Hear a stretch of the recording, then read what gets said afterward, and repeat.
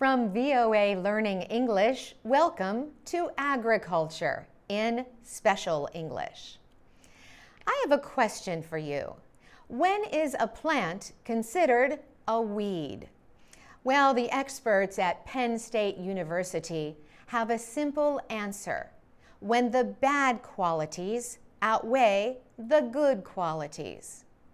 Consider the fact that crops produce several hundred seeds from each plant. By comparison, each weed plant can produce tens or even hundreds of thousands of seeds. And some buried seeds can survive up to 40 years or longer.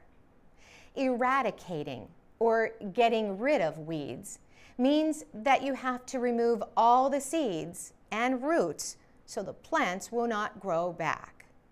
But birds, wind, and weather can bring them back to the land. A more common way to deal with weeds is to control them so that the land can be used for planting. Experts advise using 2 or more control methods.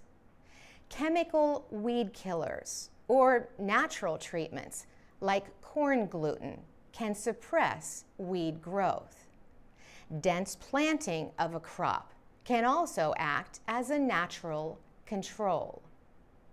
Bill Curran is a professor of weed science at Penn State University in Pennsylvania.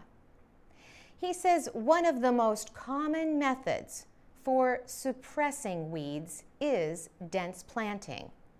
He says a dense, competitive crop that quickly shades the soil will help. The weeds need light to grow, so blocking the sun will reduce their growth. Other controls include turning over the soil, pulling the weeds, or covering them with mulch made of shredded wood, garden waste, or other material.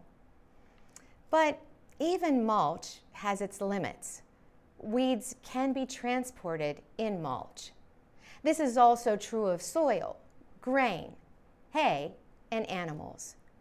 Animals like sheep or goats eat weeds, so they can provide a biological control.